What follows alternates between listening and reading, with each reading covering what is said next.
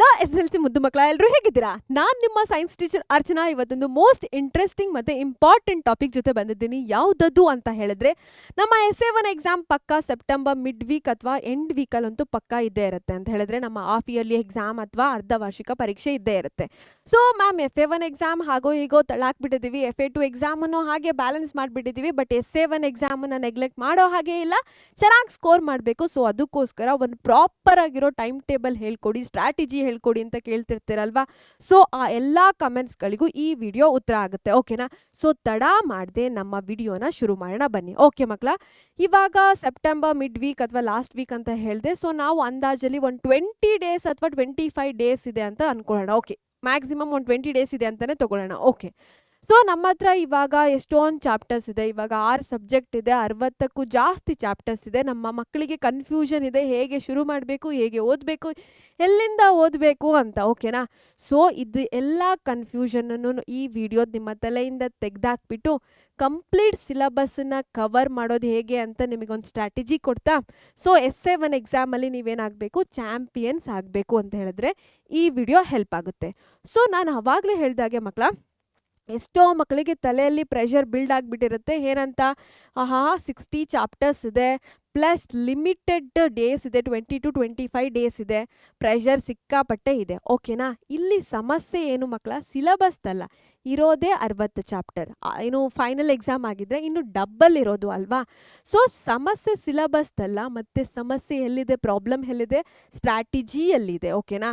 So ಎಷ್ಟೋ ಮಕ್ಕಳು 10 hour ಓದ್ತಿರ್ತೀರ, but ತಲೆಯಲ್ಲಿ ಏನೂ ಇರಲ್ಲ.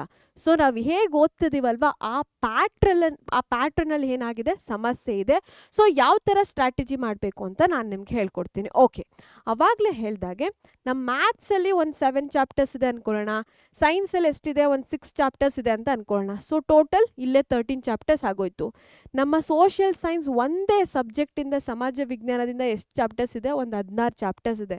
First language, second language, third language ಅಂತ ತೊಗೊಂಡ್ರೆ ಕನ್ನಡ, ಇಂಗ್ಲೀಷ್, ಹಿಂದಿ, ತಮಿಳ್, ತೆಲುಗು ಯಾವುದೆಲ್ಲ ಲ್ಯಾಂಗ್ವೇಜ್ ಇದೆ, ಆ ಲ್ಯಾಂಗ್ವೇಜಿಂದ ತೊಗೊಂಡ್ರೆ 32 ಏನೋ ಒಂದು 32 ಚಾಪ್ಟರ್ಸ್ ಇರುತ್ತೆ, ಓಕೆನಾ? ಯಾಕಂತಂದರೆ ಕೆಲವು ಮಕ್ಕಳಿಗೆ 10 ಚಾಪ್ಟರ್ಸ್ ಇರುತ್ತೆ, ಇನ್ನು ಕೆಲವು ಮಕ್ಕಳಿಗೆ 11 ಚಾಪ್ಟರ್ಸ್, 12 ಚಾಪ್ಟರ್ಸ್ ಅಂತೆಲ್ಲ ಇರುತ್ತೆ. ಸೊ ಅದಕ್ಕೋಸ್ಕರ ನಾನು ಏನು ಮಾಡಿಬಿಟ್ಟಿದ್ದೀನಿ, ನಾನು ಆ್ಯಾವ್ರೇಜ್ ಏನು ಒಂದು 32 ಚಾಪ್ಟರ್ಸ್ ಒಳಗಡೆ ಇರುತ್ತೆ ಅಂತ ತೊಗೊಂಡಿದ್ದೇನೆ. ಸೊ ಇಷ್ಟೂ ಚಾಪ್ಟರ್ಸ್ಗಳನ್ನು ಯಾವ ರೀತಿ ಓದಬೇಕು, 20 ದಿನದಲ್ಲಿ ಇವನ್ನೆಲ್ಲ word to word, line to line ಕೂತ್ಕೊಂಡು ಓದ್ತೀನಿ ಅಂತ ಹೇಳಿದ್ರೆ ಖಂಡಿತವಾಗಿಯೂ ಆಗಲ್ಲ, ಓಕೆನಾ? ಬಟ್ ಏನು ಮಾಡ್ಬೋದು, ಸ್ಟ್ರಾಟಜಿ ಇದೆ. ಸ್ಟ್ರಾಟಜಿ ಯಾವುದು ಅಂತ ಹೇಳಿದ್ರೆ ನಮ್ಮ PYQs. ಸೊ PYQsನ ತೊಗೋಬೇಕು. ಎಷ್ಟು ವರ್ಷದನ್ನ ತೊಗೋಬೇಕು ಅದು ಕೂಡ ಕನ್ಫ್ಯೂಷನ್ ಇದೆ. ಲಾಸ್ಟ್ ಒಂದು 5 to 6 ಇಯರ್ಸ್ ಸಾಕು ಮಕ್ಕಳ. ನೀವು 2020 ಇದೆಯಲ್ವಾ, ಈ ಕ್ವಶನ್ ಪೇಪರಿಂದ ಶುರು ಮಾಡಿ 2026ವರೆಗೂ ಸಾಕು, ಮ್ಯಾಕ್ಸಿಮಮ್ ಆಯಿತು, ಓಕೆನಾ? ಇದ್ರ ಜೊತೆ ನಿಮ್ಮ LBA PDF ಬೇಕು, ಓಕೆನಾ? ಬೋರ್ಡ್ ಕಡೆಯಿಂದ ಹೊಸ್ದಾಗಿ ಒಂದು PDF ಬಿಟ್ಟಿದ್ದಾರೆ, ಅದು ಬೇಕು. LBA ಬೇಕೇ ಬೇಕು, ಓಕೆನಾ? ಯಾರಾದರೂ LBA ಓದಬೇಡಿ ಅಂತೆಲ್ಲ ಹೇಳಿದ್ರೆ ನೀವೆಲ್ಲ ತಲೆ ಕೆಡಿಸ್ಕೊಳ್ಬೇಡಿ, LBA ಬೇಕು, ಆ PDF ಬೇಕು. ಸೊ ನಾನು ನಿಮಗೆ ಮ್ಯಾಮ್ LBAಲಿ ಒಂದು ಚಾಪ್ಟರಿಗೆ ಕಡಿಮೆ ಅಂದ್ರೂ 130, 140 ಕ್ವೆಶನ್ಸ್ ಇದೆ, ಇನ್ನೂ ಸಾಲ್ವ್ ಮಾಡೋದಕ್ಕೆ ಸಿಕ್ಕಾಬಡೆ ಕಷ್ಟ ಆಗುತ್ತೆ ಅಂತ ಹೇಳಿದ್ರೆ ಇನ್ನು ಆಲ್ಟರ್ನೇಟಿವ್ ಏನಂತ ಹೇಳಿದ್ರೆ ಈ LBAಲಿ ಜಸ್ಟ್ ಕೇವಲ MCQsನ್ನ ಕವರ್ ಮಾಡಿ.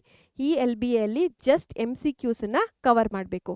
ಮ್ಯಾಮ್ ಆಗಿದ್ರೆ 2 ಮಾರ್ಕ್ಸ್, 3 ಮಾರ್ಕ್ಸ್, 4 ಮಾರ್ಕ್ಸ್ ಅಥವಾ 5 ಮಾರ್ಕ್ಸ್ ಕ್ವೆಶನ್ಸ್ ಬಂದರೆ ನೀವು ಈ PYQs 5ರಿಂದ 6 ವರ್ಷ ಯೂಸ್ ಮಾಡ್ತೀರಲ್ವಾ, ಈ 5ರಿಂದ 6 ವರ್ಷದ PYQಸಿಂದ ತೊಗೊಳ್ಳಿ, ಓಕೆನಾ? ಇದು ಕೀ ಸ್ಟ್ರಾಟಜಿ, ಎಲ್ಲೂ ಹೇಳ್ಕೊಡಲ್ಲ. LBA MCQಗೆ ಯೂಸ್ ಮಾಡಿ, ಇನ್ನು ಮಿಕ್ಕಿದ ಎಲ್ಲ ಕ್ವೆಶನ್ಸ್ಗೂ ಎಲ್ಲಿಂದ ಪ್ರಿಪೇರ್ ಆಗ್ತಿದ್ದೀರಾ, PYQಸಿಂದ ತೊಗೋತಿದ್ದೀರಾ. ಯಾಕಂತಂದರೆ ಮ್ಯಾಕ್ಸಿಮಮ್ ಒಂದು ಚಾಪ್ಟರ್ಗೆ ಒಂದು 15 ಕ್ವೆಶನ್ಸ್ ಬರ್ಬೋದು. ಆ 15 ಕ್ವೆಶನ್ಸನ್ನು ನೀವು ಆರಾಮಾಗಿ ಪ್ರಿಪೇರ್ ಆಗ್ಬೋದು. ಸೊ ಇದು ಕೀ ಟಿಪ್, ಯೂಸ್ ಮಾಡ್ಕೊಳ್ಳಿ, ಓಕೆನಾ? ಎಷ್ಟೋ ಮಕ್ಕಳಿಗೆ ರೈಟಿಂಗ್ ಪ್ರಾಕ್ಟೀಸ್ ಇರಲ್ಲ, ಎಕ್ಸಾಮ್ ಬರೀ ಓದ್ತಿರ್ತಾರೆ, ಎಕ್ಸಾಮ್ ಹತ್ರ ಬಂದಾಗ ಮ್ಯಾಮ್ ನನಗೆ ಆನ್ಸರ್ ಗೊತ್ತಿತ್ತು ಬಟ್ ಟೈಮ್ ಮ್ಯಾನೇಜ್ ಮಾಡೋಕ್ಕಾಗ್ದೇ ಆ ಕ್ವಶನಿಗೆ ಬಿಟ್ಬಿಟ್ಟು ಬಂದಿದ್ದೀನಿ ಅಂತ ಲಾಸ್ಟ್ ಮಿನಿಟಲ್ಲಿ ಹಳೋದು ತಪ್ಪುತ್ತೆ. ಸೊ ಇವಾಗೇನು 20 ಡೇಸ್ ಮಿಕ್ಕಿದೆ ಅಲ್ವಾ, ಪ್ರಾಕ್ಟೀಸ್ ಮಾಡಬೇಕು. Okay, next mock test. Exam ಟೆನ್ಷನಿಗೆ ಕೆಲವು ಮಕ್ಕಳಿಗೆ ಪ್ರಿಪೇರ್ ಆಗಿದ್ರೂ ಕೂಡ ಏನಾಗ್ಬಿಟ್ಟಿರುತ್ತೆ, ಮರ್ತೋಗ್ಬಿಟ್ಟಿರುತ್ತೆ, ಓಕೆನಾ? ಸೊ ಅದಕ್ಕೋಸ್ಕರ ಮಕ್ಕಳ, ಯಾರಿಗೆಲ್ಲ ಎಕ್ಸಾಮ್ ಪ್ರೆಷರ್ ಅಥವಾ ಟೆನ್ಷನ್ ಇರುತ್ತೆ ಅವ್ರು ಏನು ಮಾಡಿ ಅಂತ ಹೇಳಿದ್ರೆ, ಈ ಬರೆಯೋ ಪ್ರಾಕ್ಟೀಸ್ ಇದೆಯಲ್ವಾ, ಈ ರೈಟಿಂಗನ್ನು ನೀವು ಎಕ್ಸಾಮ್ ಸೆಂಟರಲ್ಲಿದ್ದೀರಾ, ಎಕ್ಸಾಮ್ ಬರಿತಿದ್ದೀನಿ ಅಂತಲೇ ಫೀಲ್ ಮಾಡಿ. ಆ ಪ್ರೆಷರನ್ನು ನೀವು ಡೇ 1ಇಂದನೇ ಫೀಲ್ ಮಾಡ್ತಾ ಹೋಗಿ. ರಿಯಲ್ ಎಕ್ಸಾಮ್ ದಿನ ನಿಮಗೆ ಪ್ರೆಷರ್, ಟೆನ್ಷನ್ ಅಂತ ಅನಿಸಿರಲ್ಲ, ಓಕೆನಾ?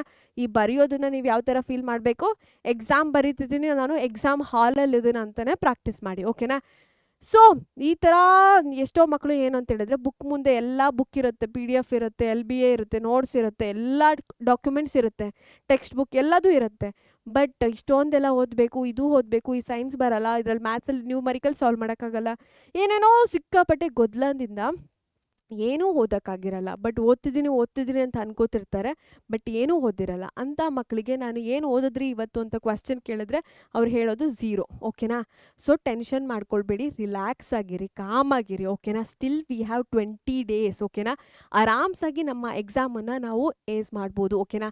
625 ಮತ್ತು ಏನೋ 625ಗೆ 625 ತೊಗೋಬೇಕು ಅಂತ ಹೇಳ್ತಿರಲ್ಲ, ಅದು ಪಾಸಿಬಲ್ ಇದೆ. ಓಕೆ, ನೆಕ್ಸ್ಟು ಇವಾಗ ಇಷ್ಟೊಂದೆಲ್ಲ ಸಿಲಬಸ್ ಇದೆ ಮ್ಯಾಮ್, 60+ ಚಾಪ್ಟರ್ಸ್ ಅಂತೆಲ್ಲ ಅನ್ಕೊಳ್ಬೇಡಿ. ಇದು ವಿಡಿಯೋ ನೋಡಿದ್ಮೇಲೆ ನೀವು ಹೇಗೆ ಓದಬೇಕು, ಎಲ್ಲಿಂದ ಶುರು ಮಾಡಬೇಕು ಅಂತ ಎಲ್ಲ ಐಡಿಯಾ ಸಿಗುತ್ತೆ. So I know exactly what I have to study ಅಂತ ನೀವು ಆರಾಮಾಗಿ ಹೇಳ್ತೀರಾ. ಓಕೆನಾ? ಸರಿ ಮಕ್ಕಳ, ಫಸ್ಟ್ ಇವಾಗ ಎಲ್ಲಿಂದ ಶುರು ಮಾಡಬೇಕು, ಯಾವ ಚಾಪ್ಟರ್ಸನ್ನು ಸೆಲೆಕ್ಟ್ ಮಾಡ್ಕೊಳ್ಬೇಕು ಅಂತ ನಾನು ಇವಾಗ ಹೇಳ್ಕೊಡ್ತೀನಿ. ಫಾರ್ ಎಕ್ಸಾಂಪಲ್ ಇವಾಗ ಸೈನ್ಸೇ ತೊಗೊಳ್ಳೋಣ. ಸೈನ್ಸಲ್ಲಿ ಎಲೆಕ್ಟ್ರಿಸಿಟಿ ಚಾಪ್ಟರ್ ಇದೆ ಅಂತ ಅಂದ್ಕೊಳ್ಳೋಣ. ಓಕೆನಾ? ಈ ಎಲೆಕ್ಟ್ರಿಸಿಟಿ ಚಾಪ್ಟರ್ಗೂ ಲಾಸ್ಟ್ ಇಯರ್ ಬ್ಲೂ ಪ್ರಿಂಟ್ ಪ್ರಕಾರ 8 ಮಾರ್ಕ್ಸಿಗೆ ಬರುತ್ತೆ. ಓಕೆನಾ? ಬೋರ್ಡ್ ಅವರು ಈ ವರ್ಷದ ಏನು ಬ್ಲೂ ಪ್ರಿಂಟ್ ಇನ್ನೂ ಬಿಟ್ಟಿಲ್ಲ. ಓಕೆನಾ ಮಕ್ಕಳ? ಸೊ ನೀವು SA1 ಎಕ್ಸಾಮ್ಗೆ ಯಾವ ಥರ ಪ್ರಿಪೇರ್ ಆಗ್ತೀರಾ, ಹಿಂದಿನ ವರ್ಷದ ಬ್ಲೂ ಪ್ರಿಂಟ್ ಇದೆ ಅಲ್ವಾ, ಆ ಬ್ಲೂ ಪ್ರಿಂಟನ್ನು ನಾವು ಯೂಸ್ ಮಾಡೋಣ. ಎಲೆಕ್ಟ್ರಿಸಿಟಿ 8 ಮಾರ್ಕ್ಸಿಗೆ ಬರುತ್ತೆ ಫೈನಲ್ ಬೋರ್ಡ್ ಎಕ್ಸಾಮ್ಗೆ ಅಂತ ಹೇಳಿದ್ದೆ. ಬಟ್ ಮಿಡ್ ಟರ್ಮ್ಗೆ 8 ಮಾರ್ಕ್ಸಿಗೆ ಬರುತ್ತಾ? ಇಲ್ಲ. ಯಾಕಂತಂದರೆ ಚಾಪ್ಟರ್ಸ್ ಏನಾಗಿದೆ, ಕಡಿಮೆ ಇದೆ. ಫೈನಲ್ ಎಕ್ಸಾಮಿಗೆ 13 ಚಾಪ್ಟರ್ಸ್ ಬರುತ್ತೆ ಸೈನ್ಸ್, ಬಟ್ ಮಿಡ್ ಟರ್ಮ್ಗೆ ಬರೀ 6 ಚಾಪ್ಟರ್ಸ್ ಇದೆ. ಸೊ ಏನು ಮಾಡ್ತಾರೆ ನಮ್ಮ ಟೀಚರ್ಸ್ಗಳಂತ ಹೇಳಿದ್ರೆ, ಇದನ್ನೇ ಡಬಲ್ ಮಾಡಿಬಿಡ್ತಾರೆ. ಸೊ 16 ಮಾರ್ಕ್ಸ್ಗೆ ಬರುವಂಥ ಚಾನ್ಸಸ್ ಇದೆ. ನೀವೇನು ಮಾಡಬೇಕು, ಜಾಸ್ತಿ ಇರುವಂತಹ ಚಾಪ್ಟರ್ಸ್, ವೆಯ್ಟೇಜ್ ಜಾಸ್ತಿ ಇದೆ ಅಲ್ವಾ, ಮಾರ್ಕ್ಸ್ ಜಾಸ್ತಿ ಇದೆ ಅಲ್ವಾ, ಅಂಥ ಚಾಪ್ಟರ್ಸು ಪಕ್ಕಾ ಕಷ್ಟ ಆಗಿರುತ್ತೆ, ನನಗೆ ಗೊತ್ತು. ಓಕೆನಾ? ಅದಕ್ಕೋಸ್ಕರನೇ ಅದಕ್ಕೆ ಹೈ ವೆಯ್ಟೇಜ್ ಇಟ್ಟಿರ್ತಾರೆ. ನೀವು ನಿಮಗೆ ಯಾವ್ದು ಕಷ್ಟ ಆಗುತ್ತೆ ಅದಕ್ಕೆ ರೇಟಿಂಗ್ ಕೊಡ್ಕೊಳ್ಳಿ. ಓಕೆನಾ? ಈಸಿ ಇರೋದಕ್ಕೆ 1 ಸ್ಟಾರ್ ಹಾಕಿ, ಸಿಕ್ಕಾಪಟ್ಟೆ ಕಷ್ಟ ಆಗ್ತಿದೆ ಅನ್ನೋದಕ್ಕೆ ಅದಕ್ಕೆ ಜಾಸ್ತಿ ಸ್ಟಾರ್ ಕೊಡಿ. ನಿಮಗೆ ಆವ್ರೇಜ್ ಆಗಿದೆ ಅಂತ ಹೇಳಿದ್ರೆ 1 3 ಅಥವಾ 2 ಸ್ಟಾರ್ ಕೊಟ್ಕೊಳ್ಬೋದು. ಓಕೆನಾ? ನೀವು 5 ಸ್ಟಾರ್ ರೇಂಜಲ್ಲಿ ಕೊಡ್ತಾ ಹೋಗಿ. ನಿಮಗೆ ಡಿಫಿಕಲ್ಟಿ ಸಿಕ್ಕಾಪಟ್ಟೆ ಜಾಸ್ತಿ ಇದೆ ಅಂತ ಹೇಳಿದ್ರೆ ಜಾಸ್ತಿ ಸ್ಟಾರ್ ಕೊಡಿ. ನಿಮಗೆ ಅವಾಗ ಐಡಿಯಾ ಸಿಗುತ್ತೆ, ಓ ಈ ಚಾಪ್ಟರ್ ನನಗೆ ಕಷ್ಟ ಆಗ್ತದೆ, ಫಸ್ಟ್ ನಾನೇನು ಮಾಡಬೇಕು, ಆ ಚಾಪ್ಟರ್ನೇ ತೊಗೊಂಡು ಓದಬೇಕು ಅಂತ. ಕಾನ್ಫಿಡೆನ್ಸ್ ಲೆವೆಲ್ ಸಿಕ್ಕಾಪಟ್ಟೆ ಕಡಿಮೆ ಇರುತ್ತೆ. ಎಷ್ಟೋ ಮಕ್ಕಳು ಕಷ್ಟ ಆಗಿರೋದನ್ನ ಆಮೇಲೆ ಓದೋಣ, ಫಸ್ಟ್ ಈಸಿ ಇರೋದನ್ನೆಲ್ಲ ಮುಗಿಸ್ಕೊಂಡ್ಬಿಡೋಣ ಅಂತ ಅಂದ್ಕೊತೀರಾ. ಬಟ್ ಮಕ್ಕಳ, ಕಷ್ಟ ಇರೋದನ್ನ ಲಾಸ್ಟ್ವರೆಗೂ ತೊಗೊಂಡು ಹೋಗಬೇಡಿ. ಕಷ್ಟ ಇರೋ ಸಬ್ಜೆಕ್ಟ್ ಅಥವಾ ಚಾಪ್ಟರ್ಸನ್ನ ಫಸ್ಟ್ ತೊಗೊಂಡು ಓದಬೇಕು. ಓಕೆನಾ? ಇಲ್ಲ ಅಂತ ಹೇಳಿದ್ರೆ ನೀವು ಲಾಸ್ಟ್ವರೆಗೂ ಪುಷ್ ಮಾಡಿದ್ರೆ ಆ ಚಾಪ್ಟರ್ ಲಾಸ್ಟಲ್ಲಿ 0 ಆಗೋಗ್ಬಿಡುತ್ತೆ. ಸೊ ಬೆಟರ್ ಡೇಂಜರ್ ಝೋನಲ್ಲಿರುವಂತಹ ಚಾಪ್ಟರ್ಸ್ ಅಥವಾ ಸಬ್ಜೆಕ್ಟನ್ನ ಫಸ್ಟ್ ಓದೋದಕ್ಕೆ ಶುರು ಮಾಡಬೇಕು. ಓಕೆ, ಇವಾಗ ಒಂದು ಪ್ಲ್ಯಾನ್ ಕೊಡ್ತಾ ಇದ್ದೀನಿ, ಸಾಟರ್ಡೆ ಪ್ಲ್ಯಾನ್ ಅಲ್ಲ. ಓಕೆನಾ? ಜಸ್ಟ್ ಈ ಪ್ಲ್ಯಾನ್ ಅಂತ ಅಂದ್ಕೊಳ್ಳಿ, ನಮ್ಮ SA1 ಎಕ್ಸಾಮ್ಗೆ ಪ್ಲ್ಯಾನ್. ಓಕೆ, ಇವಾಗ ಎಷ್ಟೋ ಮಕ್ಕಳು 6 ಗಂಟೆಗೆ ಹೇಳೋ ಅಭ್ಯಾಸ ಇರುತ್ತೆ. ಬಟ್ ಲಾಸ್ಟ್ 20 ಡೇಸ್ ನಿಮ್ಮ ನಿದ್ದೆಗೆ ಸ್ವಲ್ಪ ಕಡಿಮೆ ಮಾಡಬೇಕು. ಓಕೆ, ಸೊ 5 to 7 AM ಇದೆ ಅಲ್ವಾ, ಈ ಗೋಲ್ಡನ್ ಟೈಮ್ 2 hours ನಿಮಗೆ ಕಷ್ಟ ಆಗಿರುವಂತಹ ಸಬ್ಜೆಕ್ಟ್. ಎಷ್ಟೋ ಮಕ್ಕಳಿಗೆ ಮ್ಯಾಥ್ಸ್ ಕಷ್ಟ ಇರುತ್ತೆ, ಬಟ್ ಇಲ್ಲಿ ಮ್ಯಾಥ್ಸ್ ತೊಗೋಬೇಡಿ, ನೀವು ಅದ್ರ ಬದಲು ಸೈನ್ಸ್ ಓದಿ. ಓಕೆನಾ? ಸೈನ್ಸ್ ಸಬ್ಜೆಕ್ಟನ್ನ ಬೆಳಗ್ಗೆ ಓದಿ. ಓಕೆನಾ? 4 ಗಂಟೆಗೆ ಎದ್ದೇಳ್ತೀನಿ ಮ್ಯಾಮ್ ಅಂತ ಹೇಳಿದ್ರು ಫೈನ್ ಕಂದ, ಅದಿನ್ನ ಗ್ರೇಟ್ ಥಿಂಗ್. ಓಕೆನಾ? ಇಲ್ಲಿ ಸೈನ್ಸ್ ಓದ್ತೀರಾ. ಅದಾದಮೇಲೆ ನಿಮಗೆ 7 to 5 PM ಸ್ಕೂಲ್ ಇರುತ್ತೆ, ಸ್ಕೂಲಿಗೆ ರೆಡಿ ಆಗಬೇಕು. ಸೊ ಸ್ಕೂಲಲ್ಲಿ ನಿಮಗೆ ನೋಟ್ಸ್, ಅಸೈನ್ಮೆಂಟ್ ಅಥವಾ ಹೋಮ್ವರ್ಕ್ ಏನಾದರೂ ಇದ್ದರೆ, ಸ್ಕೂಲಲ್ಲಿ ಲೀಷರ್ ಪೀರಿಯಡ್ ಅಥವಾ ಬ್ರೇಕ್ ಏನಾದರೂ ಸಿಕ್ಕಿದ್ರೆ ಇಲ್ಲಿ ಕಂಪ್ಲೀಟ್ ಮಾಡೋದಕ್ಕೆ ಟ್ರೈ ಮಾಡಿ. ಓಕೆನಾ? ಮನೆಗೆ ಹೋಗ್ಬಿಟ್ಟು ದುಂಡು ಕೂತ್ಕೊಂಡೆಲ್ಲ ಬರೀತೀನಿ ಅಂತೆಲ್ಲ ಪ್ಲ್ಯಾನ್ ಮಾಡಬೇಡಿ. ನೆಕ್ಸ್ಟ್ 5:30 to 6:30 PM ಇದೆ ಅಲ್ವಾ, ಇಲ್ಲಿ ನಾನೊಂದು 1/2 hour ಬ್ರೇಕ್ ಕೊಟ್ಟಿದ್ದೇನೆ, 5 to 5:30. ಯಾಕಂತಂದರೆ ಸ್ಕೂಲಿಂದ ಬಂದಿರ್ತೀರಾ, ಸ್ವಲ್ಪ ರಿಫ್ರೆಶ್ ಆಗಲಿ. ಓಕೆನಾ? ನಿಮ್ಮ ಮೈಂಡ್ ಅಂತ. ಓಕೆ, 5:30 to 6:30 ಸ್ವಲ್ಪ ಟಯರ್ಡ್ ಆಗಿರ್ತೀರಾ ಅಂತ ನನಗೆ ಗೊತ್ತು. ಇಲ್ಲಿ ನಿಮಗೆ ಈಸಿ ಆಗಿರುವಂತಹ ಸಬ್ಜೆಕ್ಟು ಪ್ಲಸ್ ನಿಮಗೆ ಇಷ್ಟ ಆಗುವಂತಹ ಸಬ್ಜೆಕ್ಟನ್ನು ನೀವು ಇಲ್ಲಿ ತೊಗೋಬೇಕು. ಓಕೆನಾ? ಕೆಲವರಿಗೆ ಲ್ಯಾಂಗ್ವೇಜಸ್ ಇಷ್ಟ ಆಗುತ್ತೆ, ಆ ಲ್ಯಾಂಗ್ವೇಜಸ್ ಇಲ್ಲಿ ಓದಿ. ಇಲ್ಲ ಸೋಷಿಯಲ್ ಸೈನ್ಸ್ ಇಷ್ಟ ಆಗುತ್ತೆ ಮ್ಯಾಮ್ ಅಂತ ಹೇಳಿದ್ರೆ ಆ ಈಸಿ ಮತ್ತು ನಿಮಗೆ ಇಷ್ಟ ಆಗಿರೋ ಸಬ್ಜೆಕ್ಟನ್ನು ಇಲ್ಲಿ ಓದಿ. ಓಕೆ, ಇಲ್ಲಿ ಅದಾದಮೇಲೆ 6:30 to ಮತ್ತು 7 ಏನಿದೆ ಮಧ್ಯದಲ್ಲಿ ಸ್ವಲ್ಪ ಗ್ಯಾಪ್ ಕೊಟ್ಟಿದ್ದೇನೆ. ಓಕೆನಾ? ನೀವು ಏನೆಲ್ಲ ಇಲ್ಲಿ ಓದಿರ್ತೀರಲ್ವ ಅದನ್ನು ನೀವು ಬುಕ್ಕನ್ನು ಕ್ಲೋಸ್ ಮಾಡಿಬಿಟ್ಟು ಮತ್ತೆ ಎಲ್ಲ ನೆನಪಿದೆಯಾ, ರೀಕಾಲ್ ಮಾಡ್ಕೋತೀವ ಅಂತ ಚೆಕ್ ಮಾಡಬೇಕು. ಪ್ಲಸ್ ಒಂದು 10 minutes ಹಾಗೆ ವಾಕ್ ಮಾಡಿ. ಓಕೆನಾ? ನೆಕ್ಸ್ಟ್ 7 to 8 ಇದೆ ಅಲ್ವಾ, ಈ 7 to 8 PM ಅಲ್ಲಿ ಇಲ್ಲಿ ಲ್ಯಾಂಗ್ವೇಜಸ್ ಓದಿದ್ರೆ ಇಲ್ಲಿ ಸೋಷಿಯಲ್ ಸೈನ್ಸ್ ಓದಿ, ಅಲ್ಲಿ ಸೋಷಿಯಲ್ ಸೈನ್ಸ್ ಓದಿದ್ರೆ ಇಲ್ಲಿ ಬಂದ್ಬಿಟ್ಟು ಏನೋದಿ ಲ್ಯಾಂಗ್ವೇಜಸ್ ಓದಿ. ಓಕೆನಾ? ನಿಮಗೆ ಬಿಟ್ಟಿದ್ದು. ಅದಾದಮೇಲೆ 8 to 9 ಗ್ಯಾಪ್ ಕೊಟ್ಟಿದ್ದೀನಿ. ಯಾಕಂತಂದರೆ ನೀವು ಊಟ ಮಾಡಬೇಕು, ಓಕೆನಾ, ಡಿನ್ನರ್ ಟೈಮ್. ಆ ಟೈಮಲ್ಲಿ ಮೊಬೈಲ್ ಎಲ್ಲ ಯೂಸ್ ಮಾಡಬೇಡಿ. ನಿಮ್ಮ ಪೇರೆಂಟ್ಸ್ ಜೊತೆ ಆರಾಮಾಗಿ ಕೂತ್ಕೊಂಡು ನಿಮ್ಮ ದಿನ ಹೇಗಿತ್ತು ಅಥವಾ ನಿಮ್ಮ ಪೇರೆಂಟ್ಸ್ ದಿನ ಹೇಗಿತ್ತು ಅಂತ ಡಿಸ್ಕಸ್ ಮಾಡಿ. ನಿಮ್ಗೇನಾದರೂ ಕಷ್ಟ ಆಗ್ತಿದ್ರೆ ಅವ್ರ ಜೊತೆ ಶೇರ್ ಮಾಡಿ, ಅವ್ರ ಜೊತೆ ಮಾತಾಡಿ, ಓಕೆನಾ. ಮೈಂಡ್ ರಿಫ್ರೆಶ್ ಆಗುತ್ತೆ, ಓಕೆನಾ. ಅದಾದಮೇಲೆ 9 to 10:30 ಇದೆ ಅಲ್ವಾ, ದಯವಿಟ್ಟು ಇಲ್ಲಿ ಮ್ಯಾಥ್ಸ್ ತೊಗೋಬೇಕು, ಓಕೆನಾ.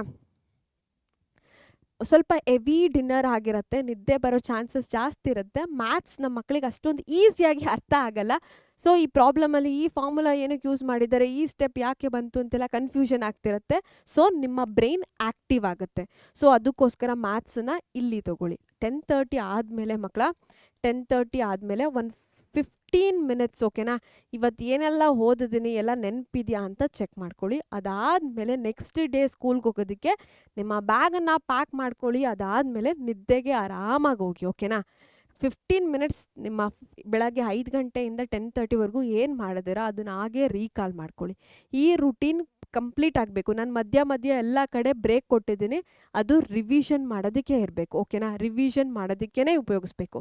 ಮ್ಯಾಥ್ಸ್ ಅಂದಿದ ತಕ್ಷಣವೇ ಏನೋ ನೀವು ಸಾಲ್ವ್ ಮಾಡಬೇಕು. ಏನನ್ನ ನ್ಯೂಮರಿಕಲ್ಸನ್ನು ನೋಡ್ದೇನೆ. ಇವಾಗ ನೋಡ್ಕೊಂಡು ಕೆಲವರು ಸಾಲ್ವ್ ಮಾಡೋ ಅಭ್ಯಾಸ ಇರುತ್ತೆ.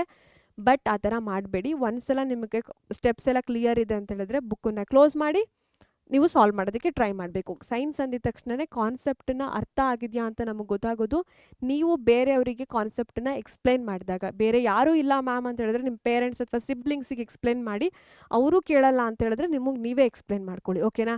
ನೆಕ್ಸ್ಟು ಸೋಷಿಯಲ್ ಇರೋದೇ ಏನೋ ಅದನ್ನು ಒಂಥರ ಸ್ಟೋರಿ ಥರ ನೆನ್ಪಿಟ್ಕೊಂಡ್ರೆ ಈಸಿ ಆಗುತ್ತೆ. ಲ್ಯಾಂಗ್ವೇಜಸಲ್ಲಿ ನಮಗೆ ಗೊತ್ತು ಗ್ರಾಮರ್ ಇದ್ದೇ ಇರುತ್ತೆ, ಎಸ್ಸೆ ರೈಟಿಂಗ್ ಇದ್ದೇ ಇರುತ್ತೆ, ಲೆಟರ್ ರೈಟಿಂಗ್ ಇದ್ದೇ ಇರುತ್ತೆ. ಸೊ ಬೆಟರ್ ನೀವೇನು ಮಾಡಿ ಅವುಗಳಿಗೆ ಪ್ರಿಪೇರ್ ಆಗಿ. ಗ್ರಾಮರ್ ಮೇಜರ್ ಚಂಕ್ ಆರಾಮಾಗಿ ಒಂದು 40 ಮಾರ್ಕ್ಸ್ ಗ್ರಾಮರೇ ಬಂದ್ಬಿಟ್ಟಿರುತ್ತೆ. ಸೊ ಫೋಕಸ್ ಮಾಡಿರಬೇಕು. ಓಕೆ, ನೆಕ್ಸ್ಟ್ ಇವಾಗ ಎಕ್ಸಾಮ್ ಲಾಸ್ಟ್ ಮಿನಿಟ್ವರೆಗೂ ಮ್ಯಾಮ್ ಇದು ನಮ್ಮ ಫ್ರೆಂಡ್ ಹೇಳಿದ್ರು ಇದು ಪಕ್ಕ ಇಂಪಾರ್ಟೆಂಟ್ ಕ್ವೆಶ್ಚನ್ ಅಂತ, ಇದು ಬರುತ್ತಂತೆ, ಓದ್ತೀನಿ ಮ್ಯಾಮ್. ಇನ್ನು ಎಕ್ಸಾಮಿಗೆ ಇನ್ನೊಂದು 10 ಮಿನಿಟ್ಸ್ ಇದೆ, 1 hour ಇದೆ, ಅವಾಗ ಓದ್ಕೊಳ್ಳೋದು ಕೂತ್ಕೊಳ್ಳಿ, ಓಕೆನಾ. ಆ ಥರ ಎಲ್ಲ ಮಾಡಬೇಡಿ ಮಕ್ಕಳ. ಇವಾಗ ಇಲ್ಲ ಮ್ಯಾಮ್ ಇನ್ನು 1 ದಿನ ಇದೆ, ನಾನು ಈ ಚಾಪ್ಟರ್ ಓದಿಲ್ಲ, ಈ ಚಾಪ್ಟರ್ ಓದ್ತೀನಿ ಅಂತೆಲ್ಲ ಲಾಸ್ಟ್ ಮಿನಿಟ್ವರೆಗೂ ತೊಗೊಂಡೋಗ್ಬಿಡಿ. ಲಾಸ್ಟ್ 1 ವೀಕ್ ಅಥವಾ 5 ಡೇಸ್ ಇದೆ ಅಲ್ವಾ, ಅದು ಬರೀ ರಿವಿಷನ್ ಆಗಬೇಕು. ಹೊಸ್ದಾಗಿ ಏನೇನೋ ಓದ್ಕೊಂಡ್ಬಿಟ್ಟು ನಿಮ್ಮ ಮೈಂಡಿಗೆ ಪ್ರೆಷರ್ ಮಾಡಬೇಡಿ. ನಿಮಗೆ ಗೊತ್ತಿರೋದನ್ನೇ ಪರ್ಫೆಕ್ಟ್ ಆಗಬೇಕು ಅಂತ ಹೇಳಿದ್ರೆ ರಿವಿಷನ್ ಮಾಡಲೇಬೇಕು. So no new chapters before exam ಅಂತ. ಓಕೆ, ನೆಕ್ಸ್ಟು ನಾನು ನಿಮಗೆ ಎಲ್ಲರಿಗೂ ಸಿಕ್ಕಾಪಟ್ಟೆ ಕೀ ಟಿಪ್ಸ್ ಎಲ್ಲ ಕೊಟ್ಟಿದ್ದೇನೆ. ಯಾವ ಥರ ಓದಬೇಕು ಅಂತ ಹೇಳಿದ್ದೀನಿ. LBA ಇಂದ MCQ ಕವರ್ ಮಾಡಿ ಲಾಸ್ಟ್ 5 ವರ್ಷದ ಕ್ವೆಶನ್ ಪೇಪರ್ಗಳಿಂದ ನಿಮ್ಮ 2, 3, 4, 5 ಮಾರ್ಕ್ಸ್ಗಳಿಗೆ ಓದಿ ಅಂತ ಹೇಳ್ತಿದ್ದೀನಿ. ಪ್ರಾಪರ್ ಆಗಿರೋ ಟೈಮ್ ಟೇಬಲ್ ಕೊಟ್ಟಿದ್ದೀನಿ. ಸೊ ಅದನ್ನೆಲ್ಲ ಯೂಸ್ ಮಾಡ್ಕೊಳ್ಳಿ. ನಿಮ್ಮ Essay 1 ಎಕ್ಸಾಮ್ ಈಸಿ ಪೀಸಿ, ಓಕೆನಾ. ಆರಾಮಾಗಿ 625 ಔಟ್ ಆಫ್ 625 ಪಕ್ಕಾ ಸ್ಕೋರ್ ಮಾಡ್ತೀರಾ ಅನ್ನೋ ನಂಬಿಕೆ ನನಗಿದೆ. ಸೊ ನಿಮ್ಮೆಲ್ರಿಗೂ ಥ್ಯಾಂಕ್ ಯು ಮಕ್ಕಳ.